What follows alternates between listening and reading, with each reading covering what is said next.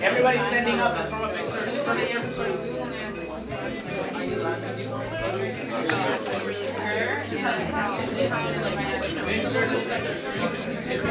That's private to the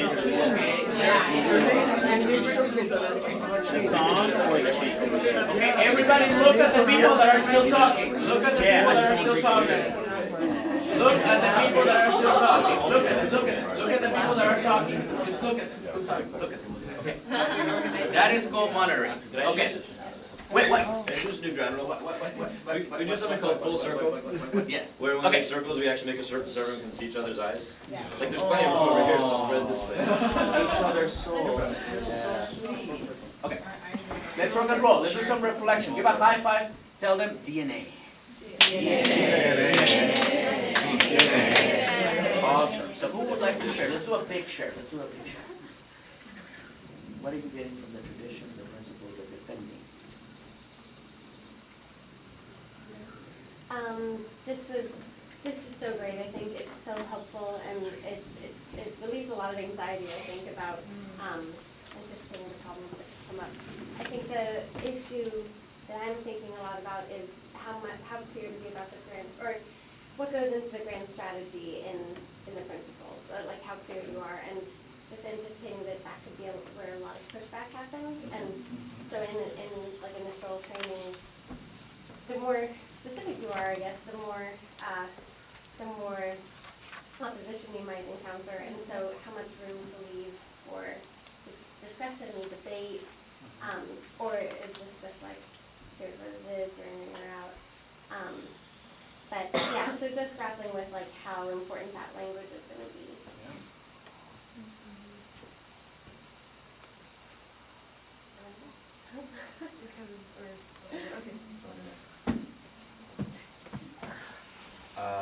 So I mean, I don't think, maybe just me, but I don't think I've thought of any solutions yet to the problem. But I think definitely it's helped frame some of the problems a little much better. So that's what I guess one thing I'm thinking about is like, how do you build a culture so we can like constantly remind ourselves of the principles? Because I know like at like 12-step meetings, like at every meeting they'll like go over them, and then sometimes they'll do like meetings that like focus on a particular one, and it's like you can't like go to 12-step meetings and not have contact with the 12 traditions. Like it's impossible. Like they're inescapable. And like and I'm just wondering, like, how do we build stuff like that in our movement so it's not like the Declaration of Solidarity that like exists but nobody's read it or whatever. Because like you do it at mass training, but then you know beyond that. For me, I was talking to these guys over here about how within our structure we have principles, but we don't really like front load them, to our trainees, to our leaders, and so I guess like not being an organizer, but just being a board member, kind of like, asking our director or organizers, like, where are our principles? Like, why aren't we teaching that? Like, why aren't we putting them on? What I was bringing up about PICO and our principles is that we have so many, it's like 32.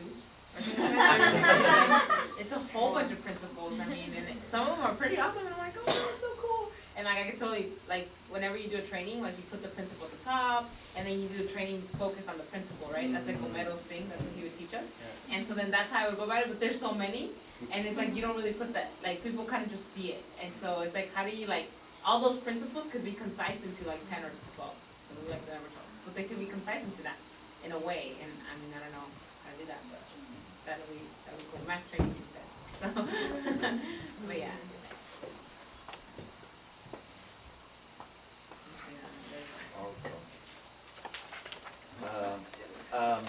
But a great philosopher once said that, and she just left, Brooke, there's a distinction between problems to be solved and dilemmas to be managed. And I think that's a good way of framing what this is. It's not like we're going to solve these problems here, but we're trying to set up a system in which we can manage them better. Yeah, that's good. Good job, Brooke.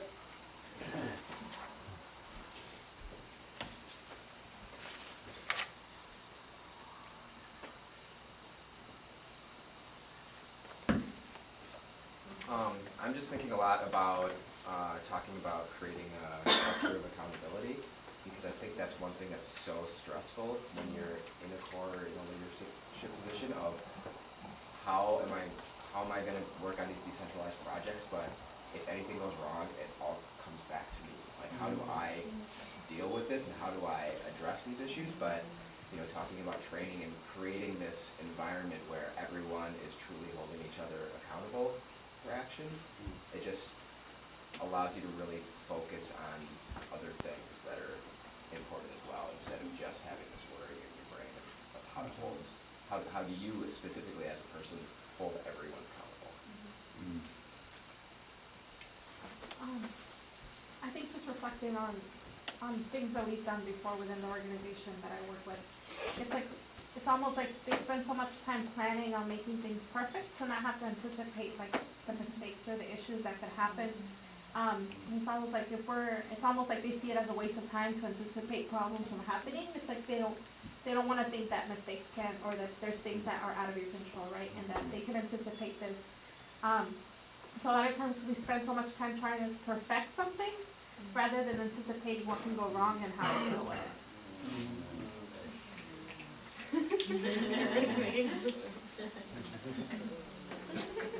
Am I gonna pick somebody?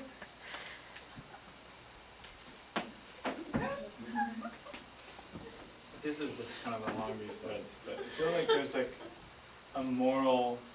like a kind of a feeling of moral hazard that's involved in trying to do something really big, because things are gonna go wrong, and I think there's a lot of like fear of that.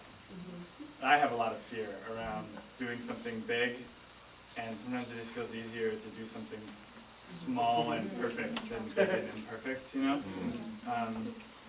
because like no one's gonna like blame you for not changing the world, and if you make changes, it's probably gonna be some good and some bad, and you can hope that it comes out good on balance, but you will definitely get criticized. So that's like a big emotional process to go through, I think, for me. Sorry. Left hand.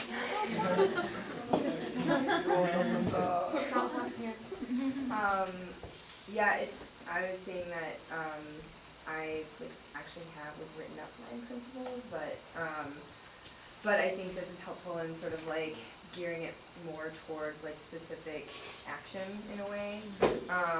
But I think Max kind of brought up a good point in that, like, how do you sort of balance sort of the morals of what you're, the sort of core values and principles of what you're trying to do, and some of the politics, and sort of making sure that like there's clear delineation between sort of what you're doing and how to be inclusive, and like also what is kind of out of bounds with what you want to do, and I think that's a challenge.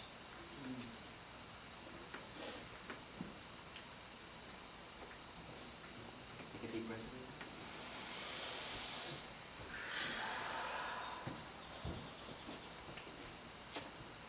Well, I just wanted to respond that a lot of the principles, when I was trained in this, said is really thinking about the boundaries of the sandbox, right? It's really having the high levels of autonomy and unity, but really thinking about what those boundaries are. But I wanted to transition into, were we doing a break or? Oh, no. So we're gonna do a little, before we go, we're gonna break you up for the open planning time. But before we do that, we wanna do a little energizer, so. But we want to do it outside real quick. You wanna do it outside? Yeah, so folks can just go outside and wrap around the circle if you did. Okay, and then once we finish, we'll come back here quickly before we break you.